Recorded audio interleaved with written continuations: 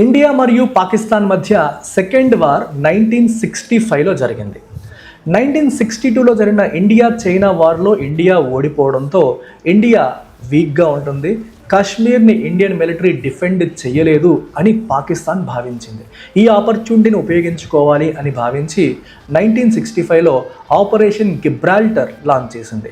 Operation గిబ్రాల్టర్లో భాగంగా పాకిస్తానీ సైన్యం కాశ్మీర్లో ఎంటర్ అయ్యి కశ్మీరీస్ని రెచ్చగొట్టి వాళ్ళతో ఇండియాకి వ్యతిరేకంగా పోరాటం చేయించేసి కశ్మీర్ని తమతో కలిపేయాలనే ప్రయత్నం అప్పటి పాకిస్తాన్ అధినేత అయూబ్ ఖాన్ చేశారు. అయితే కశ్మీరీ ప్రజలు ఇండియా వైపే నిలబడ్డారు.